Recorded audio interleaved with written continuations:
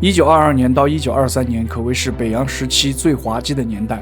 在那个时候生活过的人啊，肯定知道那时的北京政坛啊，简直就是个大戏台。总理上午刚宣布就职，晚上就要闹着辞职。总统更是谨小慎微啊，稍不注意就会被直系指着鼻子骂。国会议员们呢，在会场干架呢，已经成了家常便饭。而广州这边啊，也不消停。陈炯明还未坐稳几个月啊，孙中山又卷土重来，重返广州，出任大元帅，势必要和这个北方的老帅大帅争一争，中国到底谁最帅？反正这一年的故事啊，比小说还要曲折。今天我们就顺着时间线，继续把民国的事说个明白。聆听历史的呼吸，感受岁月交错的旋律，重温过往的荣光与沧桑。让我们用耳朵倾听，心灵感知。欢迎来到博士斋，历史有声音，给你塑造一个有声有色的历史世界。1922年底啊，直系保定派利用罗文干案，以迅雷不及掩耳之势啊，就把洛阳内阁，也就是好人政府给扳倒了。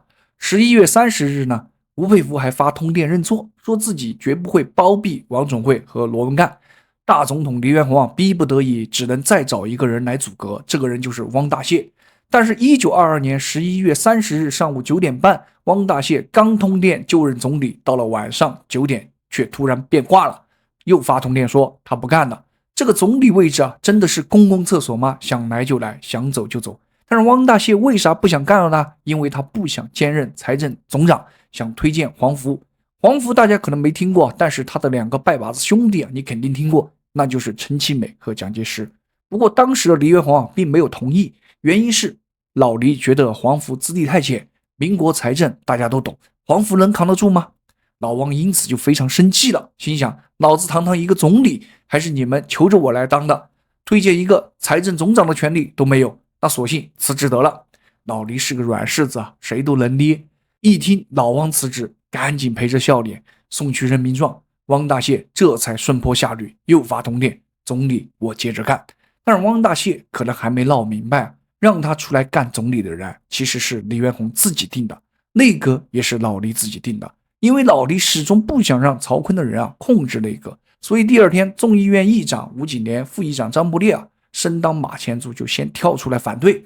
12月2日，曹锟更是亲自下场发电痛骂内阁，汪大燮是包庇犯，包庇过罗文干，许世印跟澳国借款的华裔银行有关系，高恩宏不光包庇罗文干，还敢抵押京绥铁路，这内阁分明是想掩盖罗文干案的罪证，我曹锟坚决不认。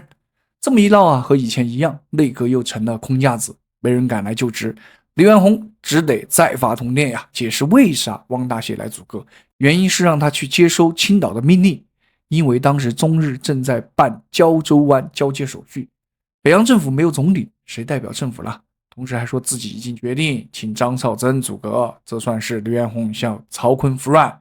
上次王总会组阁了，是向吴佩孚服软，反正老黎啊，不是向这个服软，就是向那个服软，大家听惯了，听久了也就习惯了。而曹老帅和吴大帅的关系啊，也在发生着微妙的变化。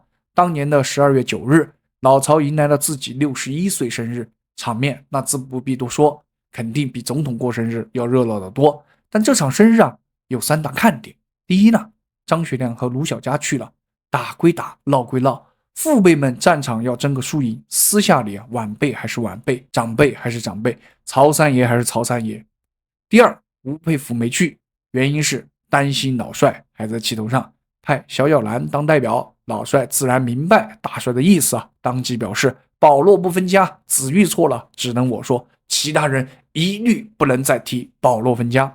第三呢，这是一场总统试探会，老曹的弟弟曹睿在 party 上就公开说道，咱们三哥跟这个冯国璋、段祺瑞都是北洋老前辈，冯段都当过总统总理，三哥都60多了，当一任总统怎么了？同时向凤皖两系示好，表示只要不反对老曹当总统，张作霖和卢永祥都是好兄弟。而这场生日会呢，也预示着曹锟当总统是势在必得之势了。不过这边祝寿热闹，那边内阁还在空转。12月11日，代理满10天的总理汪大燮决定辞职了。黎元洪劝不住只能再找一个人出来顶数，此人便是时任外交总长王振廷。王振廷和汪大燮一样，只答应当10天，让黎元洪赶紧给国会提案，让张绍曾组阁。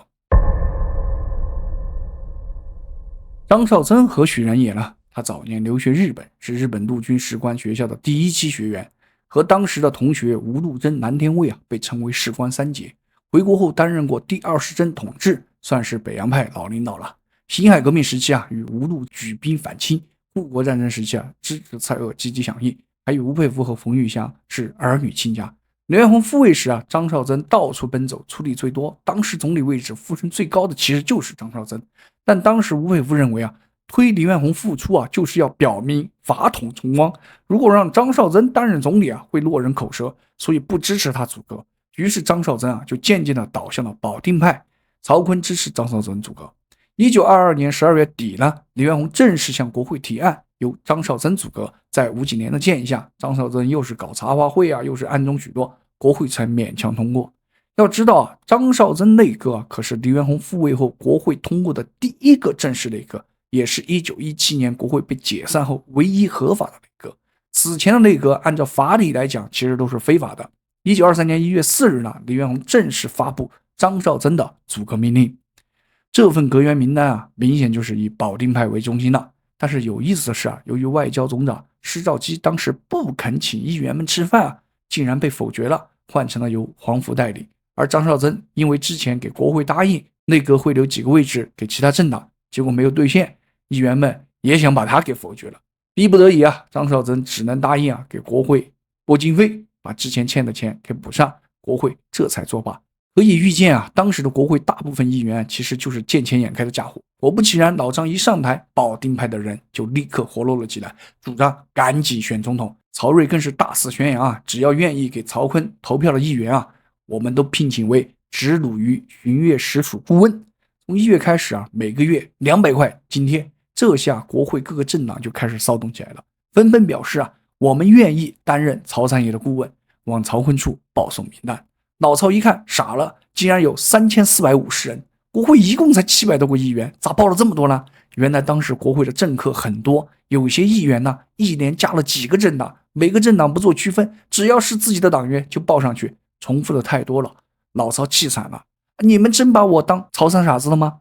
于是就派这个高龄卫重新整理，结果各个政党闹麻了，纷纷表示不能裁减我的人现在回看起来真觉得搞笑。而张绍曾不像国会议员们他是真想在他任内干一番大事业的。他这番大事业正是和平统一。可以这么说当时谁只要能把中国给统一了，妥妥的就能成为历史上的大功臣。于是他上台干的第一件事就是筹备召开国事协议会，邀请各省实力派名流来京开会。但是北洋时期最擅长给理想主义泼冷水。1923年1月8日，张绍曾给西南各省发电，主张和平统一。但此时福建、广东正打得欢根本没时间理他。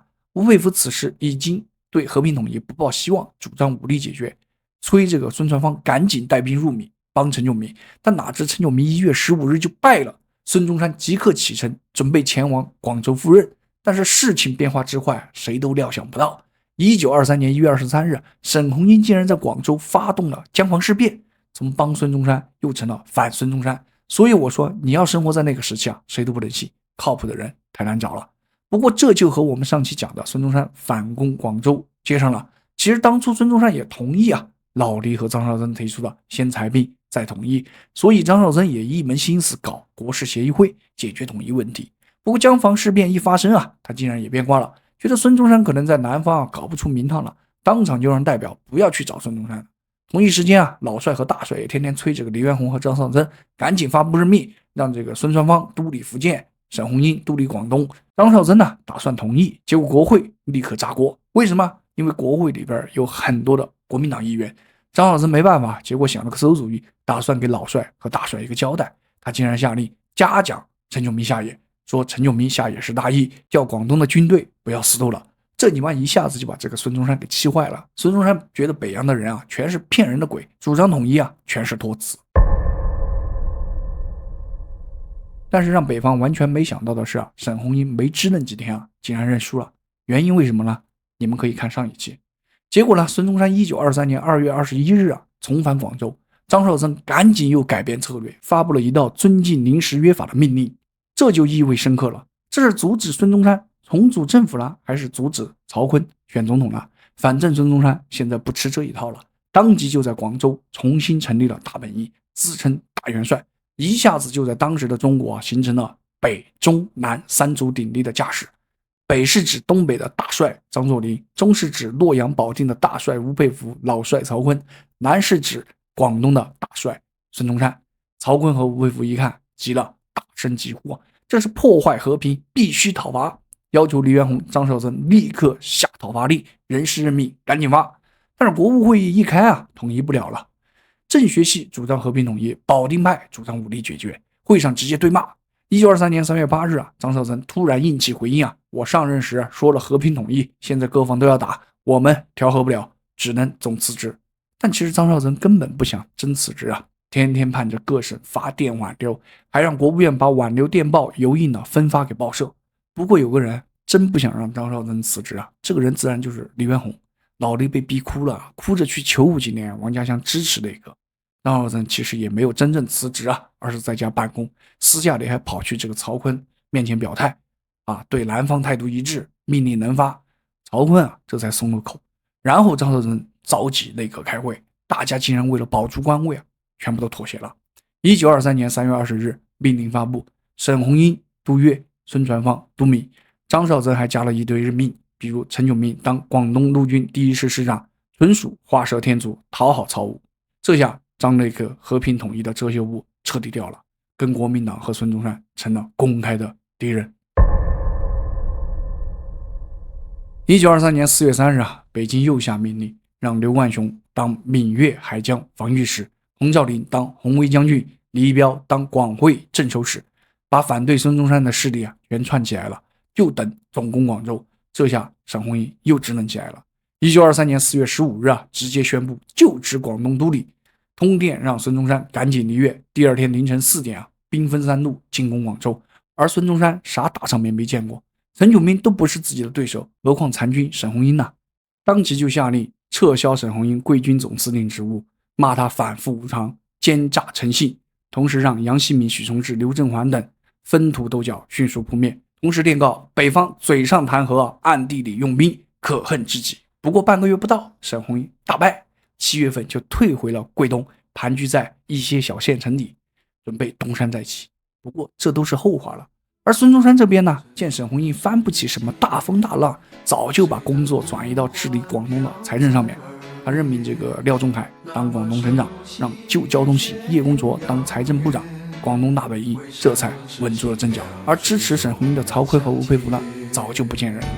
曹锟压根不关心沈鸿英的死活曹锟最关心的是总统的位置。接下来的老曹将给我们上演一出近代史上最屈辱的总统逼宫戏。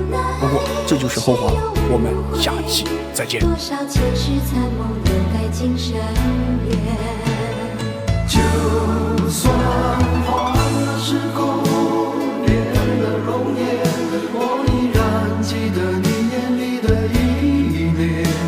纵然聚散有离，也要用心感动天。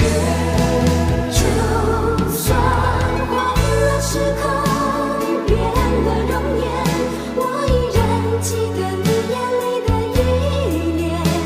纵然难续前世，也要再见。